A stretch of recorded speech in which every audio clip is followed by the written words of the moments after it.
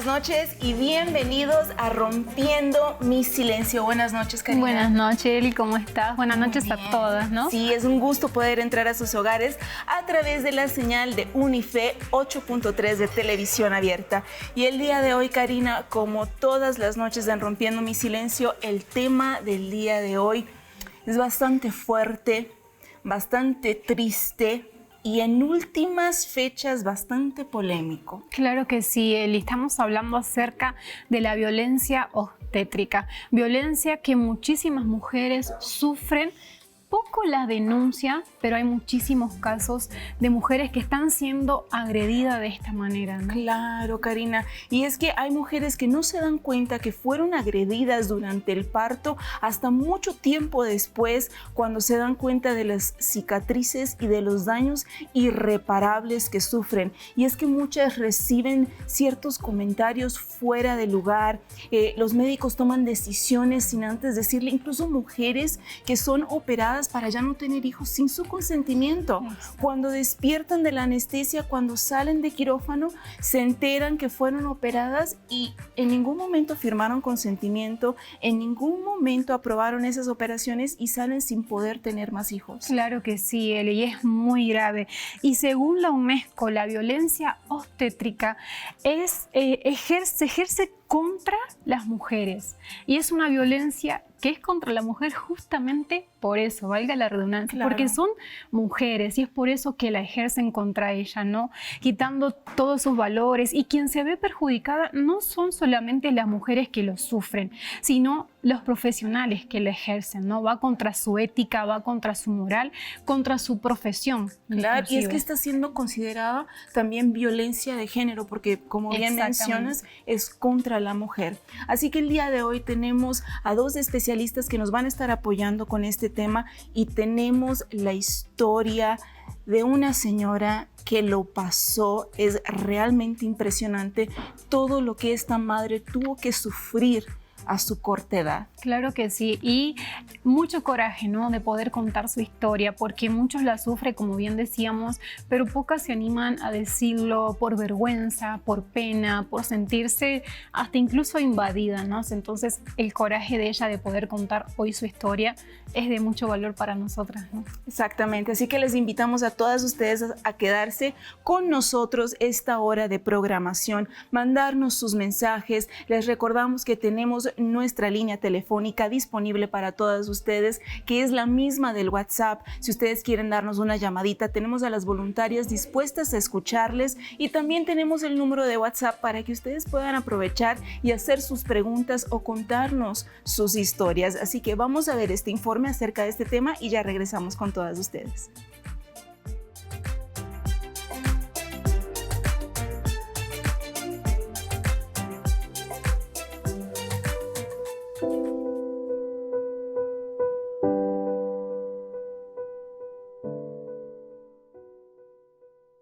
Aun cuando en México 3 de cada 10 mujeres son víctimas de violencia obstétrica, esta es una forma de violencia de género normalizada y muy invisibilizada. De acuerdo con la Encuesta Nacional sobre la Dinámica de las Relaciones en los Hogares 2021 del Instituto Nacional de Estadística y Geografía INEGI, durante este año 31.4% de las mujeres entre los 15 y los 49 años tuvieron un parto o cesárea, fueron víctimas de dicha violencia. Como tratamientos médicos no autorizados, en 23.7% de las cesáreas y en casi 17% de los partos. La OMS, en el documento Recomendaciones de la OMS para los cuidados durante el parto para una experiencia de parto positiva, establece 56 recomendaciones para los cuidados durante el trabajo de parto y el parto, orientadas no solo a disminuir las intervenciones innecesarias, sino a mejorar la experiencia de las mujeres, mediante una atención por profesionales amables y técnicamente capaces, donde las mujeres tienen mayor poder de decisión durante el trabajo de parto y el parto.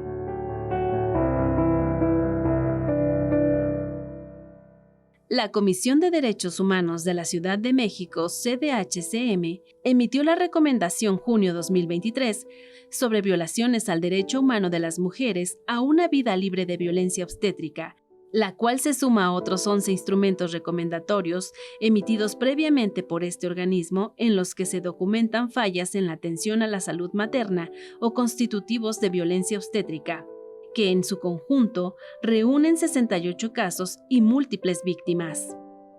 La recomendación presentada el día de hoy basó su análisis en la falta de acceso a información fiable y de calidad que padeció la víctima en 2018 con motivo del desarrollo de su primer embarazo, lo que le generó incertidumbre sobre su estado de salud y el de sus hijos. Durante la presentación del instrumento recomendatorio, la presidenta de la CDHCM mencionó la relevancia de que la violencia obstétrica haya sido reconocida el año pasado en la jurisprudencia de la Corte Interamericana de Derechos Humanos como una forma de violencia de género, el resolver el caso Brites Arce y otros contra Argentina. En los próximos meses, comentó, será emitida una sentencia más en ese tema para la región, Beatriz y otros contra El Salvador. A pesar de los avances informativos en el desarrollo en torno al tema, la violencia obstétrica sigue siendo una práctica común. De acuerdo con la Encuesta Nacional sobre la Dinámica de las Relaciones en los Hogares 2021, realizada por el INEGI, la Ciudad de México ocupa el tercer lugar entre las entidades federativas con mayor relevancia de maltrato en la atención obstétrica contra las mujeres de 15 a 49 años, con 39.2% del total de las entrevistas realizadas. La presidenta de la CDHCM reiteró que el elemento central de la violencia obstétrica es que constituye a una de las formas de violencia basada en el género que afecta la supervivencia, el bienestar, la libertad y la salud de las personas embarazadas e incluso, en algunos casos, de sus hijas e hijos. De ahí la importancia de redoblar la adopción de medidas adecuadas para que las mujeres y personas gestantes de esta ciudad no sean víctimas de este flagelo.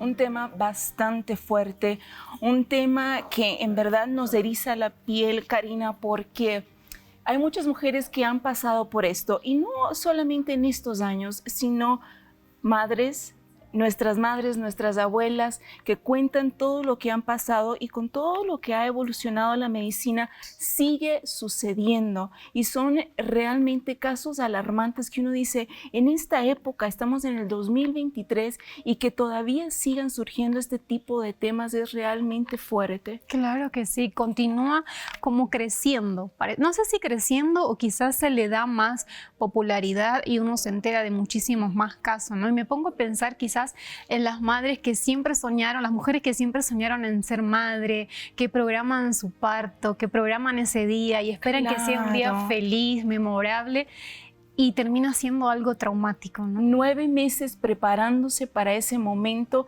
que va a ser el marco del resto de su vida, y muchas de ellas, precisamente por esta negligencia, llegan hasta perder a sus hijos. Un bebé que han luchado tanto tiempo por tener, muchas veces madres que no pueden embarazarse, y cuando finalmente se embarazan, tienen estos 9 meses preparándose para sus hijos, llegan y se topan con este tipo de tratamientos que es la violencia obstétrica. Es algo realmente alarmante, ¿no? Sí, la verdad que El día de hoy, como todos los días aquí en Rompiendo mi Silencio, tenemos invitadas de lujo, y el día de hoy tenemos a una invitada muy valiente que nos va a estar contando su historia, y es la señora Brenda Ramírez Favela. Muy buenas noches, señora Brenda. Hola, buenas noches. Muchísimas gracias por haber venido y por haber alzado su voz y roto su silencio. Gracias por acompañarnos. Gracias. Y tenemos a la licenciada Vanessa García Ramírez, una amiga de la casa. Gracias por acompañarnos de nuevo. Un gusto y un placer siempre estar aquí con ustedes. Gracias. Y tenemos también a la licenciada en Derecho María Guadalupe Solís Jiménez, que nos va a estar hablando un poco del punto legal de esta situación. Muy buenas noches, licenciada. Un gusto tenerla aquí en nuestra sala el día de hoy. Muchísimas gracias. Licenciada, empezamos ya con usted. ¿Y cuál es el marco legal actual en México en relación a la violencia obstétrica? ¿Dónde está parado México en relación a este asunto? pues estamos bastante relajados, bastante atrasados en este camino, porque pues hay un marco además internacional, por ejemplo la Convención de Belén do Pará, que tiene más de 43 años que fue aprobada. En México se materializa la Ley General de Acceso de las Mujeres a una Vida Libre de Violencia hasta el año 2007, y bueno, desde el año 2007 hasta la fecha, pues han sido bastante luchas y muy en particular para violencia obstétrica se tienen 8 años de una lucha de visibilización a través de personas que han estado fomentando esta visibilización a través de manifestarse, a través de hacer llegar propuestas para las modificaciones a las reformas, a las leyes que cubren precisamente el marco normativo que es esta Ley General de Acceso de las Mujeres a una Vida Libre de Violencia. Se ha tratado de llevar al Código Penal. Desafortunadamente no en toda la República Mexicana se ha podido cubrir. Hay un gran retraso, por eso te digo, es muy lenta, muy tardía ponerlo en las leyes mexicanas. Pero avance es tener la Ley General de Acceso de las Mujeres a una Vida Libre de Violencia, la general y en cada una de las entidades federativas, y en algunas afortunadamente están precisamente descritas estas conductas consistentes en ese ejercicio violento y abusivo e indignante que reciben las víctimas. Realmente indignante, licenciada. Y ahora que usted menciona, por ejemplo, los años, apenas 8 años, 8 años luchando contra esto, cuando, por ejemplo, señora Brenda, ¿qué edad tenía usted cuando usted fue víctima? 18 años. 18 años. O sea, esto fue hace un tiempo ya. Nosotros 29. No nos diga cuánto.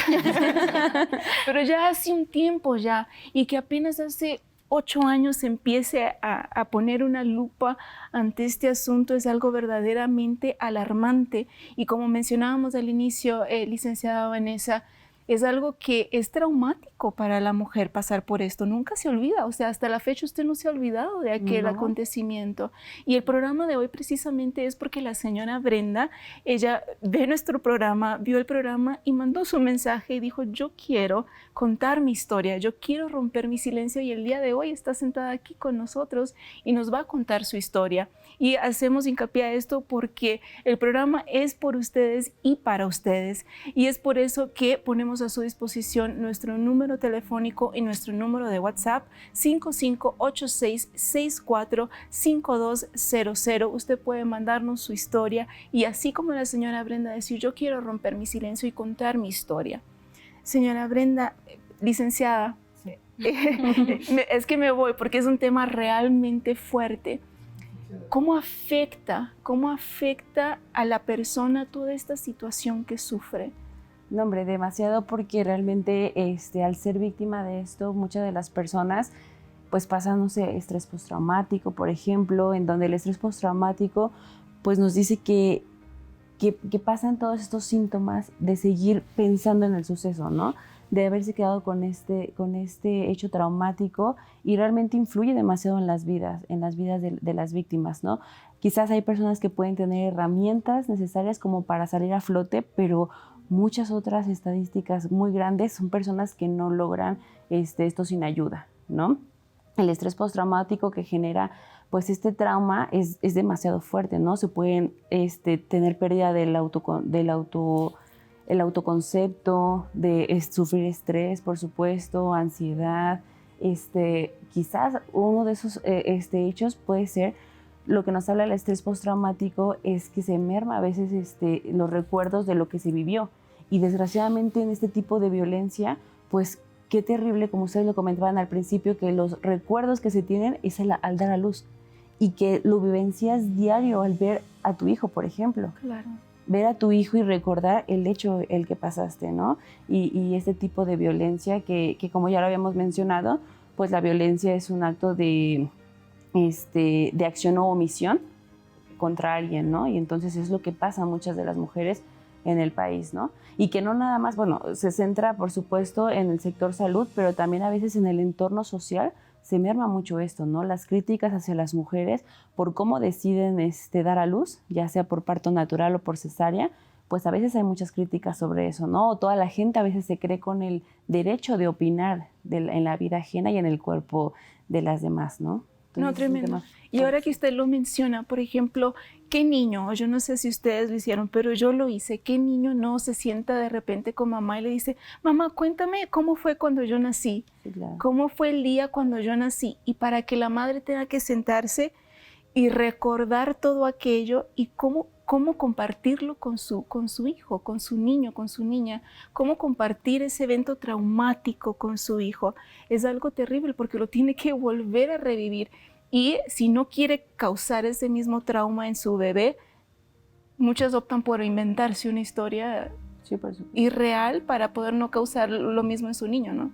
Sí, claro, pero al final sigue mermando como esta relación, ¿no? Porque al final no se trabaja y no se, como lo mencionaba hace rato la licenciada Guadalupe, que ahorita estamos en la época de la visibilización, ¿no? En donde ya ahorita todos podemos alzar la voz, donde podemos romper este silencio y decir, yo viví esto, yo pasé esto, para que alguien más no lo pase, ¿no?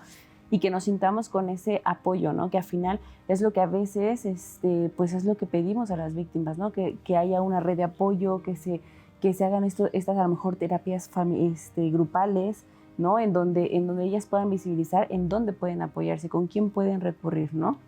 Claro, no, tremendo. Ahora que estamos hablando de esto, nosotros tenemos un reportaje de 68 casos de mujeres que han sufrido violencia obstétrica, no solamente aquí en México, pero en Latinoamérica. 68 casos de los que se sabe, de los que ya llevan un proceso, pero ¿y todos los demás?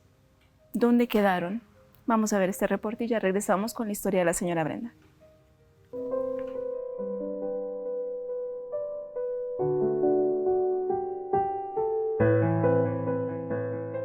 En 2018, una mujer llegó al Hospital General de Ticomán, referida desde un centro de salud de la Ciudad de México, ambos pertenecientes a la Secretaría de Salud Capitalina, SEDESA.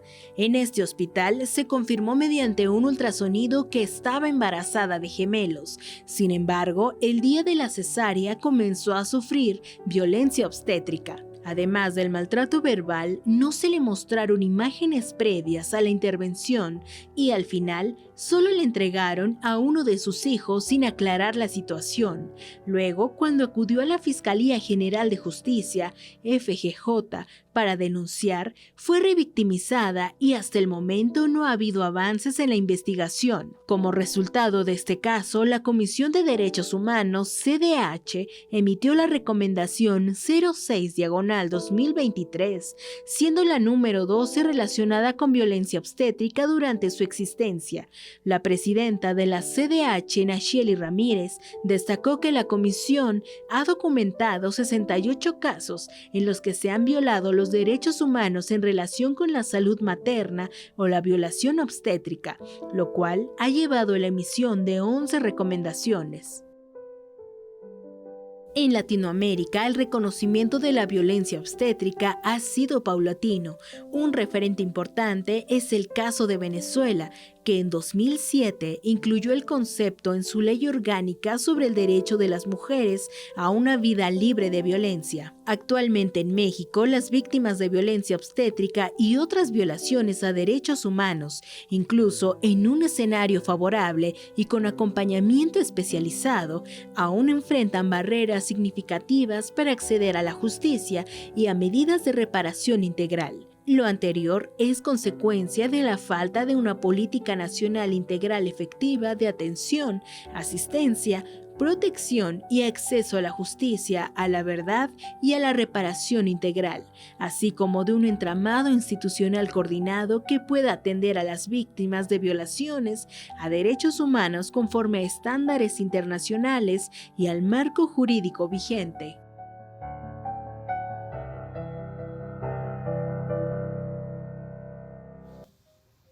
Es muy fuerte lo que pasa en cada una de estas mujeres que son víctimas de esta violencia, ¿no?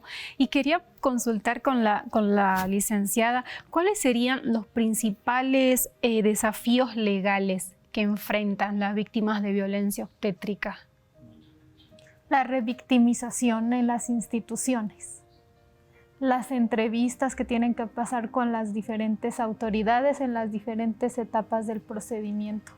Pueden elegir una vía, le decimos vía administrativa, que son las quejas en la Comisión Nacional para los conflictos entre los usuarios de las instituciones médicas, y pues es desde ir a presentar la queja, tener una entrevista y esperar una resolución, que no es un tiempo corto, es un tiempo bastante largo.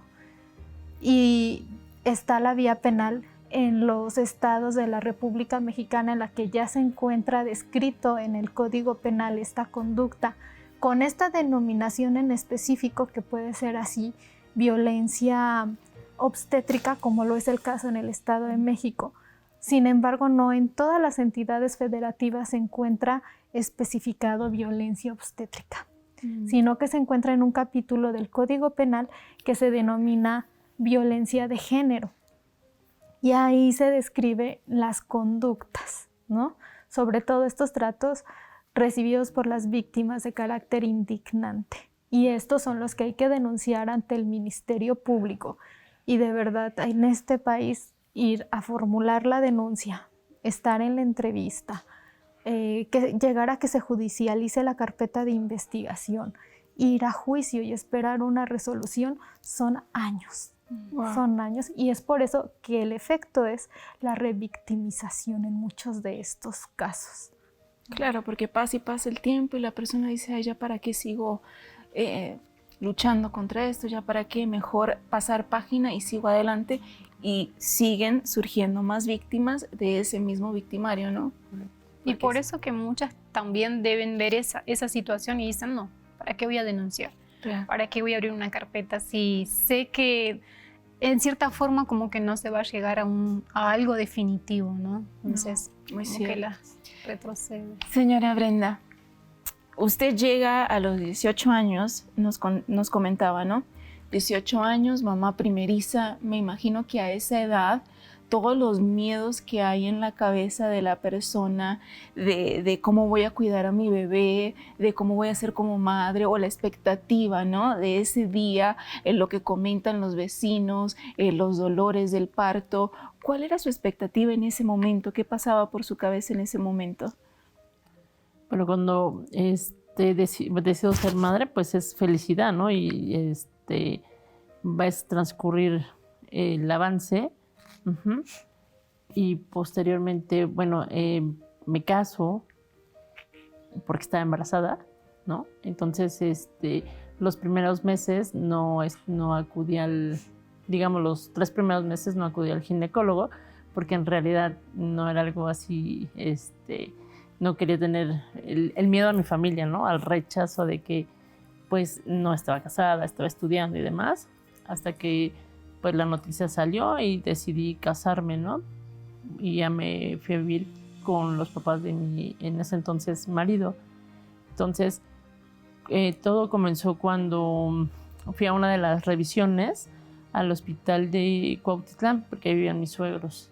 Y pero yo traía como, es que no sé cómo decirlo, demasiado, o sea, traía comezón en las partes íntimas, ¿no? Y para mí era algo pues nuevo, no extraño. Y yo pensé que eso era parte del embarazo.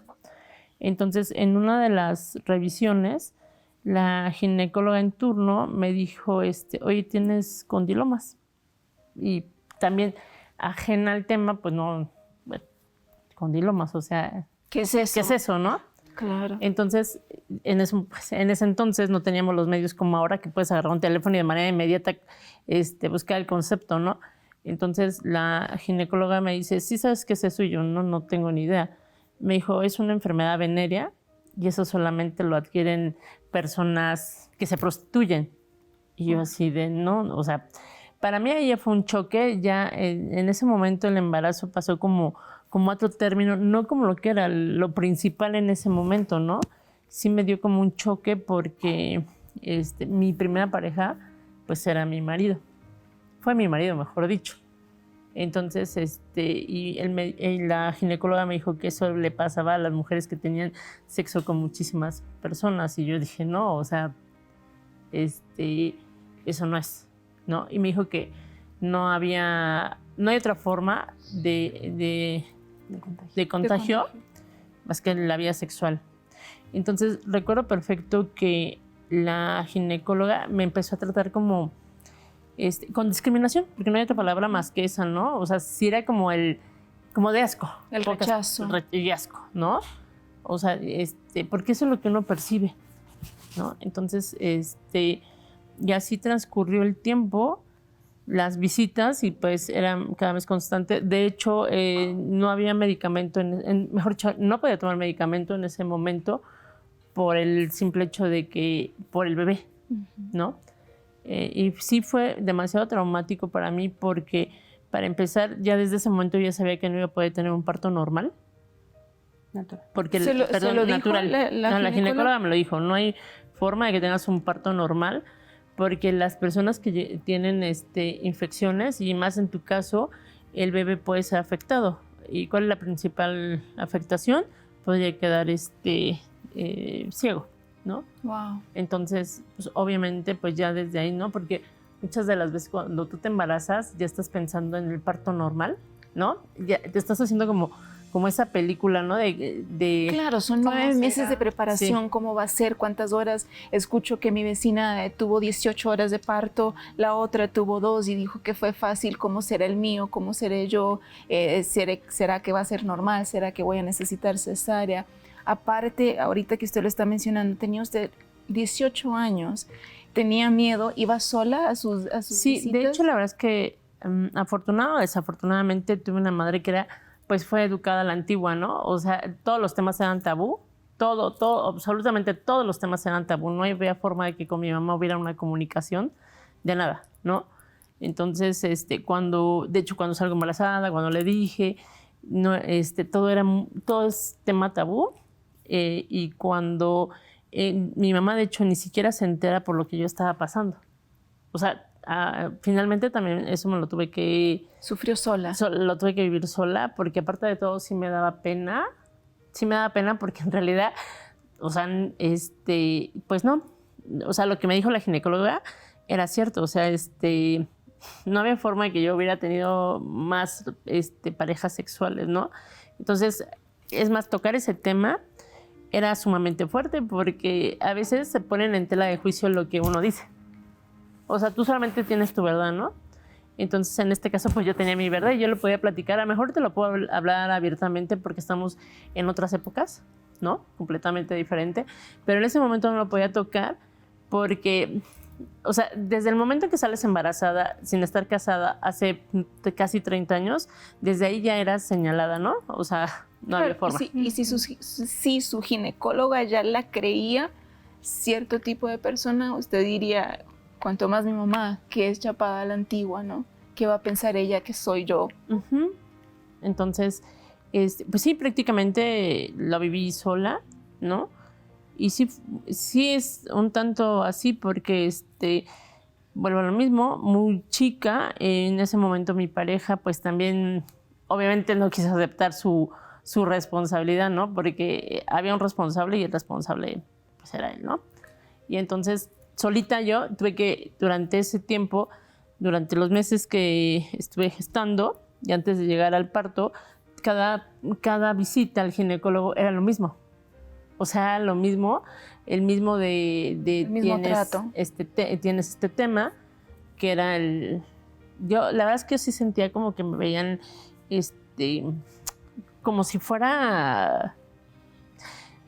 o sea, como si realmente me dedicara a prostituirme, en pocas palabras, ¿no? Un rechazo, juzgarla. ¿No pensó en algún momento cambiar de ginecóloga, buscar otra opción? No digo por el diagnóstico que le dio, sino más por el trato que tenía hacia usted. Sabes que hace todos de épocas, ¿no? En ese entonces todo era así como tan cerrado. O sea, sí era sumamente cerrado, y más cuando vienes de ciertas familias que, o sea, eres tan cerrado, ¿no? Entonces no había forma de buscar. Y vuelvo a lo mismo, a lo mejor sí lo hubiera podido hacer.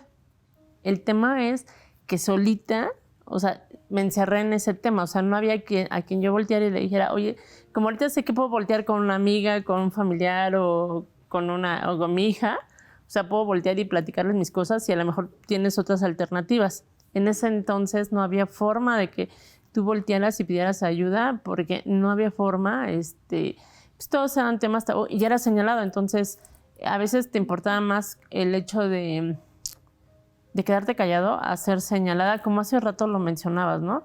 Que sí que dirán los vecinos, que sí esto, ¿no? Entonces prefieres quedarte callado a decir algo, que fue mi caso. Y aparte quizás como esta brecha, ¿no? Que se vivía, creo, un poco en esta época, en donde quizás comentaba que se atendía en el Seguro Social, ¿no? Que a lo mejor no había oportunidad como muchas otras mujeres, y como lo hablaba hace rato la licenciada, que pues hay números ahorita, ¿no? Pero no son reales, porque hay muchas mujeres que no tienen la opción de ir a denunciar, y que aparte hay personas o mujeres que no tienen como esa oportunidad de decir, me está tratando mal, pago algún ginecólogo privado o alguien que me pueda dar una mejor atención, ¿no? Y a lo mejor era lo que había en ese momento, ¿no? Y que en la actualidad hay muchas mujeres que siguen pasando por eso, ¿no? Que no tienen otra opción, ¿no? Exacto, tremendo.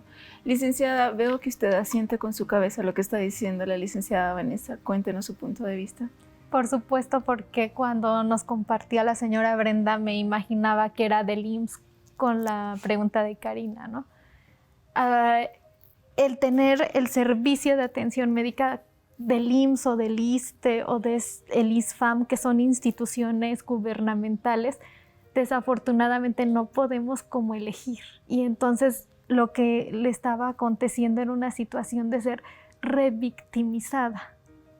Porque, como usted lo dice, ya de antemano me hicieron sentir discriminada. Y cada ocasión que iba y ella abría el expediente clínico, era la revictimización. Ese fue el efecto que le pasó en ese momento a usted.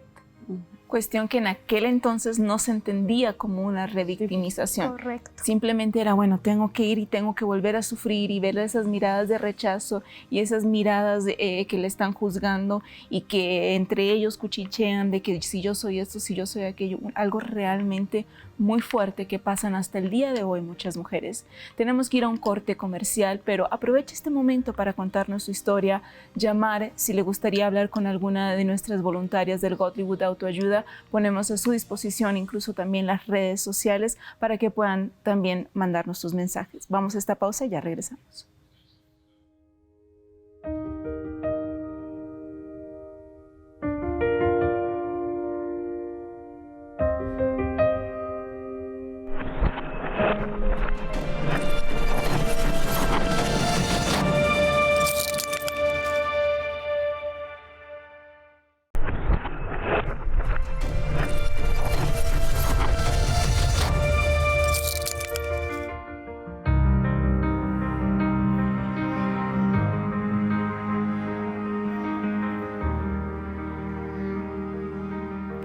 Bien, ya estamos de regreso y estamos aquí con la señora Brenda. Señora Brenda, aparte de pasar los 9 meses por esta situación con la ginecóloga, llega el momento definitivo, el momento del parto. ¿Cómo fue ese día?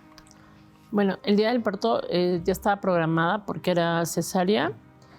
Llega el día, el 5 de agosto, y cuando soy ingresada al quirófano, me dejan sola con el anestesiólogo. Entonces, vuelvo a retomar, sí soy muy repetitiva en eso de que en la época, porque bueno, cuando yo llegué tampoco no sabía a qué iba, o sea, no sabía que me iba a enfrentar, ¿no? Claro.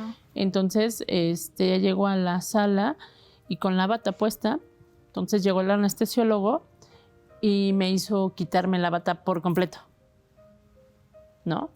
A mí eso me llamó mucho la atención porque, bueno, o sea, para mí no era normal que me quitara la bata. Entonces la persona esta me empieza a tocar, o sea, todo, me empezó a tocar y yo así de, ¿por qué me tocas? No digas nada. Dice, ¿cuántos años tienes? Y le dije, 18. ¿Tú crees que eso está bien? Tienes 18 años, eres una niña. Y yo así de, sí, pero no entiendo por qué me tiene que estar tocando. Y era el constante el estarme... Psicológicamente me estaba maltratando, me estaba haciendo sentir mal porque a mis 18 años iba a ser madre, ¿no? Entonces, recuerdo perfectamente cómo el cuate me estaba tocando, ¿no? Y yo insistía con lo mismo, que eso no era normal.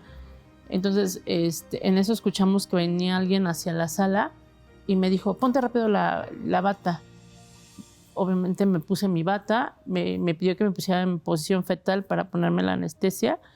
Y sí, efectivamente me ponía la anestesia.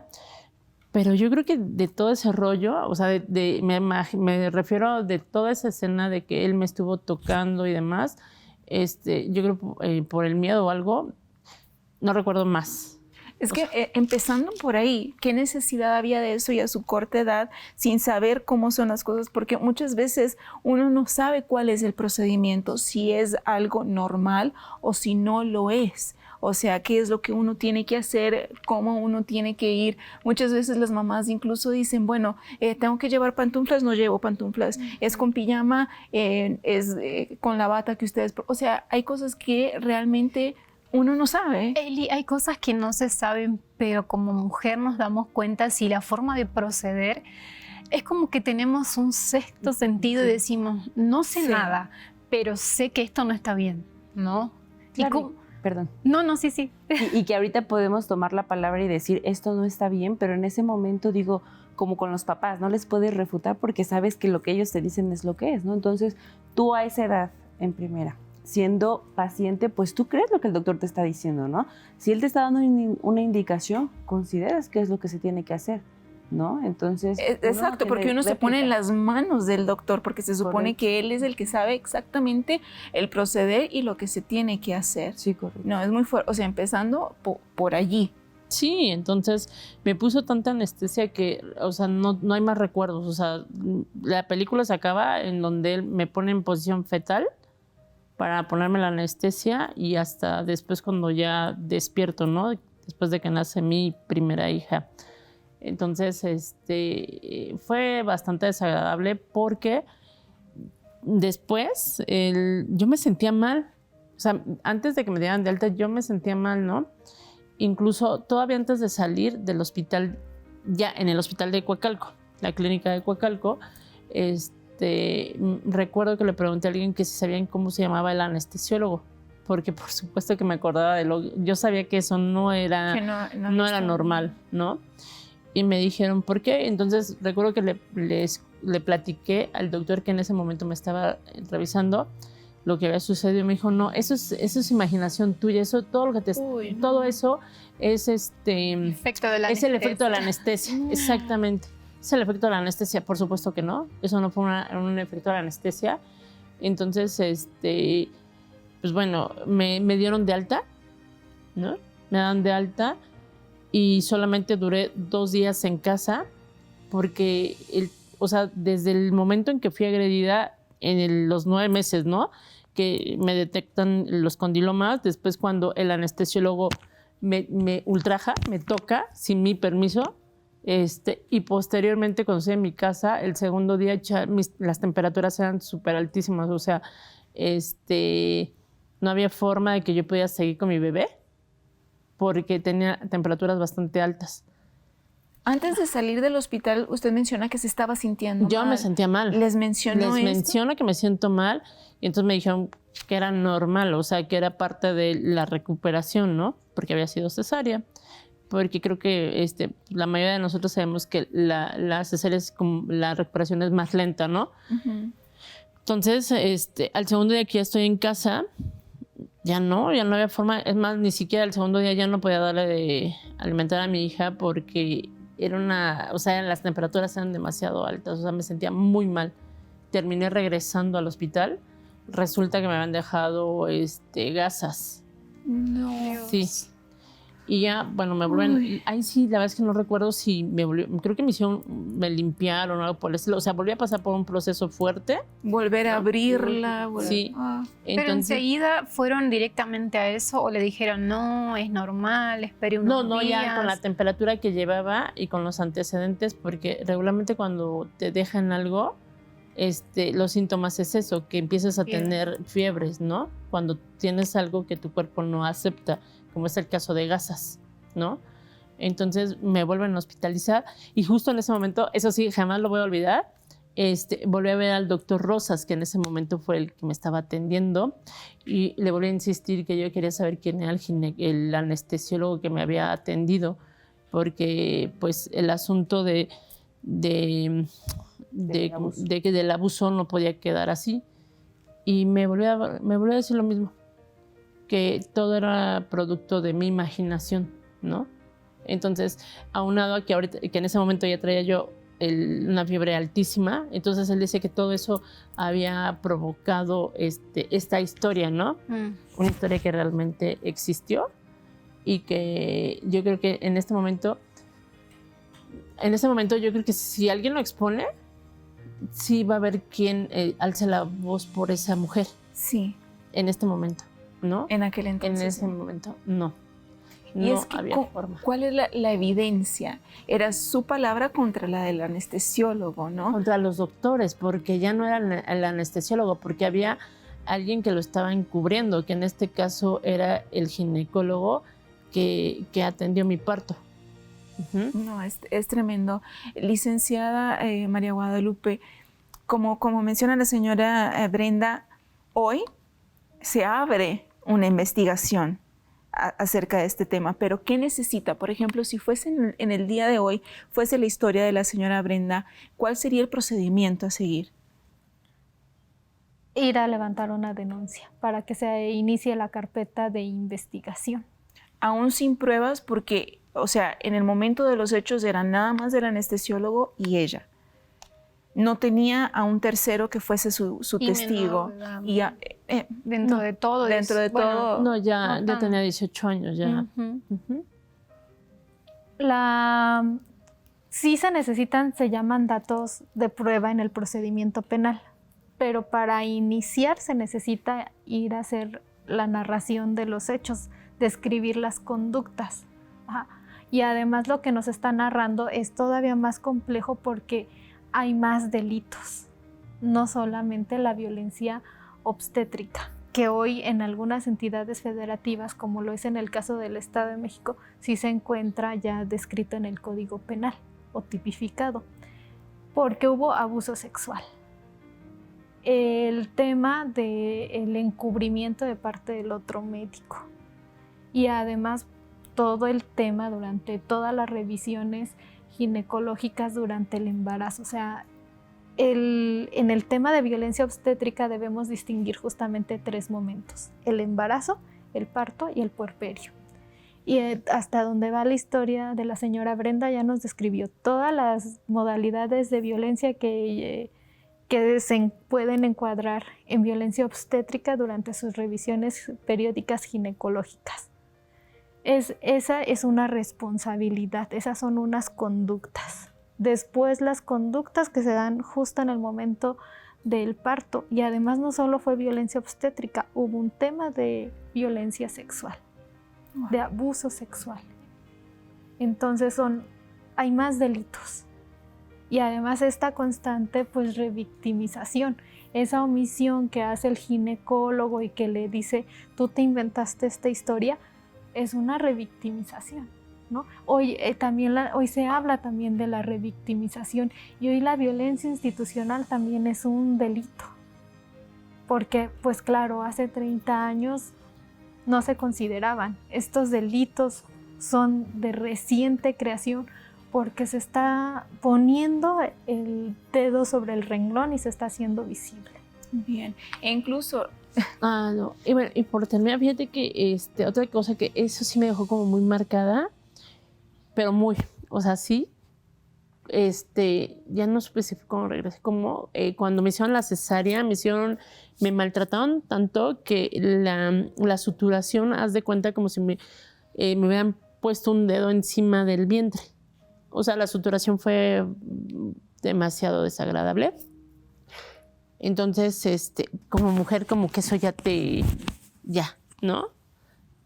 Y pasado el tiempo me embaracé otra vez y ya no fui atendida en el seguro, ya no quise.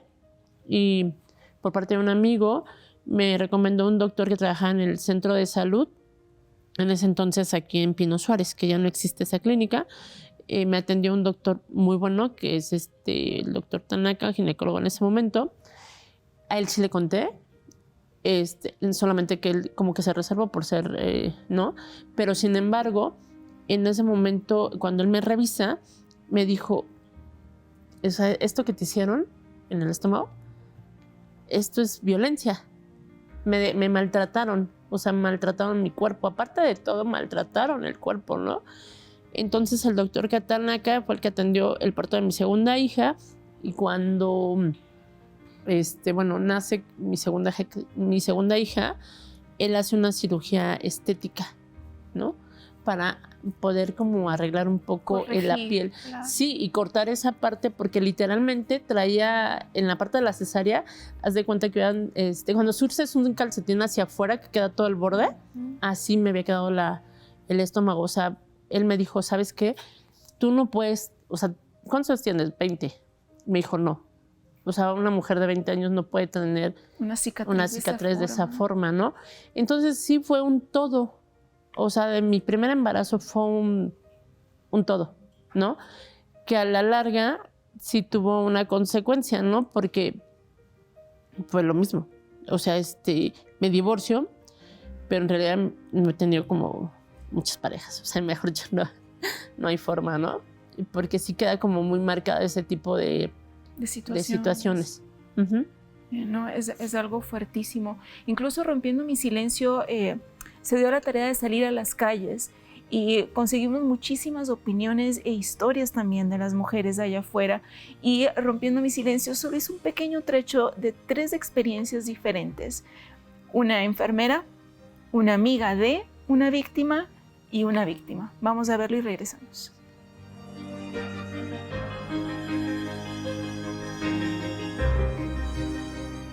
¿Sufriste de violencia obstétrica durante el parto? Sí. ¿Nos puedes platicar brevemente tu experiencia? Claro. A la hora de mi parto se me rompió la fuente y el doctor me dejó ahí casi media hora sola. Me mandó al quirófano y a la hora de ya yo sentía que mi bebé estaba naciendo, me dejaron sola y la enfermera me decía, pues espérense hasta que el doctor termine, él dando consulta médica. A la hora le digo, mi bebé está naciendo, corre, se asoma, ve la cabecita de mi bebé y corre a hablarle al doctor. Entonces yo lo quería agarrar porque no tenía anestesia, nada, y me decía, suélteme porque me va a contaminar. Platícanos un poco, ¿qué es lo que sentiste en esos momentos de desesperación? Pues miedo, tenía yo 18 años, entonces sí era un miedo, una desesperación, temor de que se cayera mi bebé, se muriera, no sé, infinidad de miedo. Nace mi bebé con un chipotito en su cabeza por el mismo dolor pues a la hora de pujar yo sola. Y todavía me dice, está bien tu bebé, su chipote chilló. Entonces sí fue mucha negligencia. Me dejaron sola, literal sola. Al finalizar esta experiencia, ¿qué fue lo que tú haces al respecto? Pues intentamos querer demandar, ¿no? Buscar ayuda. Fue negada. Todo siendo el médico, pues él lo negó, dijo que estuvo conmigo y pues evitamos más problemas, sobre todo pues por mi salud y el de mi bebé. Usted nos comentaba que es personal de salud. ¿Qué casos más fuertes ha visto de violencia obstétrica durante su periodo trabajando? Pues también lo mismo, los comentarios de los doctores, enfermeras, en este caso pues los obstetras, los ginecos, de que se burlan o no les hacen caso a las mamitas que están pues en labor de parto, que dicen, ay, ¿para qué? ¿Por qué gritan?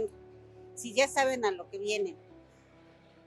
Entonces si no les toman mucha atención y no saben cuando está bien el producto, ¿no? Y no les toman mucho de cuenta de que tienen que revisarla, que en realidad venga bien, que esté bien, algo no está bien. Si la paciente está exagerando, dicen, es que nada más está exagerando, y a veces no es así, a veces sí hay un problema más a fondo, y ya lo ven hasta el final, o cuando a veces ya está el bebito ya está muerto. ¿Considera usted que debería de haber más información acerca de esta violencia obstétrica para evitar este tipo de actos, este tipo de casos de violencia obstétrica hacia las mujeres? Sí, claro, deben pues, no sé, tomar cursos para que sean más humanos, tanto el personal médico como los, no sé, hasta anestesistas, todo el personal que se incluye, todos deberían de tomar ciertos cursos para, pues, no ser tan apáticos, tan fríos con la paciente, porque son momentos cruciales en la vida de la mujer, que estás esperando un bebecito. Y sí siento que es violencia más que nada hacia ellos, porque no les hacen caso y nada más a veces se burlan de ellas. ¿En algún momento has tenido algún tipo de violencia obstétrica durante tu parto? Bueno, en mi caso particular no, pero sí conozco de una amiga que sí lo sufrió. De hecho, era su primera vez y ahí ya tenía los dolores, como no sabía, pero como sí le habían dicho algunas amigas de que no se le fuera a pasar el tiempo, bueno, lo que comentaba que llegó, le dijeron espere ahí, o sea, ni siquiera, ahorita la checamos, no, espere ahí. Pasó una hora y ella seguía con los dolores y le dijeron, salió una chica enfermera y le dijo, ¿qué tiempo llevas aquí? No, pues una hora. No, todavía. A ver, ¿y usted qué tiempo lleva? Dice, oiga, pero no me va a checar dilatación o algo. Dice, eso lo hubieras pensado antes de embarazarte, no aquí. Ya ves, ¿para qué abren las piernas? Y entonces sí.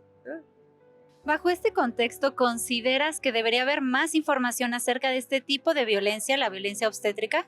Sí, claro, información y sobre todo que actualizar nuestras leyes. Ahí va trabajo para los legisladores, que son los que tienen que actualizar y ver los temas que están en el medio para que nos puedan proteger. Algo tremendo, y nosotras aquí estamos escuchando, ¿no?, a las opiniones de las personas allá afuera, y también aquí estábamos hablando acá con la señora Brenda, que es algo verdaderamente alarmante y mucho más en las jóvenes en los días de hoy, ¿no?, que pasan por estas situaciones, que muchas se embarazan mientras están estudiando, y como ella pasó esto también hace años atrás, lo pasan las jóvenes del día de hoy, y con el miedo a buscar ayuda o buscar a los padres o la madre o cómo la vayan a juzgar, siguen pasando por estas situaciones y no alzan la voz. Señora Brenda, al día de hoy, ¿usted qué le diría a esas jóvenes que, como ustedes, están pasando por lo mismo que usted pasó? Quizás están pasando por un rechazo, por ese miedo de qué va a decir mi mamá, qué va a decir mi papá, cometí este error, mis estudios, mi futuro, y están pasando por esta situación. ¿Usted qué le diría a esas jóvenes? Primero que nada, buscar ayuda de manera inmediata, ¿no? Porque podría haber una solución y podríamos evitar que estas mismas personas abusen de otras, ¿no? Porque ese es el primer paso que tendríamos que hacer. Desafortunadamente ya te pasó a ti, pero para evitar que haya más, ¿no?, víctimas, ¿no? Ahorita yo recomendaría que buscar ayuda. Si no es con tu papá o con tu mamá, porque a lo mejor no hay esa confianza, probablemente con tu hermana o con tu tía o con tu hermana o con tu amiga, ¿no? Pero sí buscar, porque lo que sí estoy segura que hoy por hoy es más fácil que hace 30 años, 29, que alguien te apoye, ¿no? Por supuesto. En ese momento, pues ni por aquí me pasaba levantar una denuncia. Claro. No, o sea, la verdad es que sinceramente, justo me lo acabas de preguntar, ¿no? La verdad es que, y más que nada porque tú acabas de pasar por un embarazo. Para empezar es porque acabas de traer una vida al mundo, ¿no? De ahí partimos. Y después la recuperación, y más cuando en mi caso que era una cesárea, en ese momento lo que tú querías era una recuperación, ¿no? Y más que nada por lo que había pasado, porque ingresé 2 veces al hospital. Entonces, sinceramente, si ahorita me pregunta alguien, oye, ¿por qué no fuiste a esa denuncia? No, en ese momento no. No era la prioridad. No era la prioridad, ¿no? Entonces, era un suceso, ya pasó, y ves cómo lo manejas, ¿no? Entonces, ahorita yo creo que sí es buscar ayuda. Y lo que sí creo es que hoy por hoy en los hospitales hay como más medios a quien acudir, porque si no te atiende uno, puedes acudir a otra instancia y así sucesivamente. Y también ahora tenemos abogados muy cerca. O sea, la verdad es que hoy por hoy es más fácil encontrar un abogado, ¿no?, que te asesore, o alguien que te asesore, que en ese entonces no había como tanto. No, tremendo. Cari, se nos acaba el tiempo, pero no queremos dejar de fuera los mensajes de nuestros televidentes, que son varios, pero rapidísimo, uno o dos mensajitos. Sí, que dice así: soy médico y lamentablemente así sucede en muchas ocasiones. Yo le digo a mis pacientes que denuncie, pero la mayoría no lo hace. Lo más triste es que a nuestros compañeros mucho no les importa. Y muchas veces cambian las notas para que parezca que no fue negligencia. Tratan de hacer creer a los pacientes que todo fue culpa suya. Wow. Es muy fuerte, ¿no? Fuertísimo. Hay otro mensaje que dice así: a mi hermana le pasó algo similar.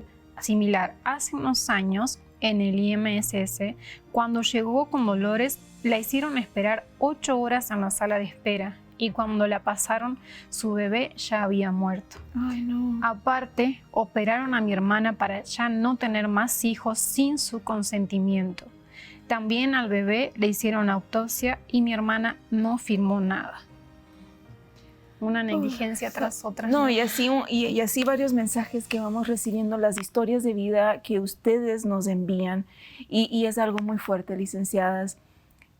Unas palabras, segundos, algo para decir a estas mujeres que están pasando. Pues que ahorita aprovechemos toda esta brecha que se ha abierto y buscar estas redes de apoyo y poder alzar la voz, porque realmente cuando algo se empieza a visibilizar, se puede hacer algo con ello, ¿no? Cuando, justo lo comentaba la licenciada Lupita, cuando ponemos el dedo en el renglón de algún tema, de ahí para adelante, ahora con las redes sociales, con todo lo que ya la sociedad tiene en la mano, literalmente con eso podemos hacer muchas cosas, y que acudan a terapia, porque a veces realmente en muchas ocasiones no es tan sencillo pasar un evento traumático como este.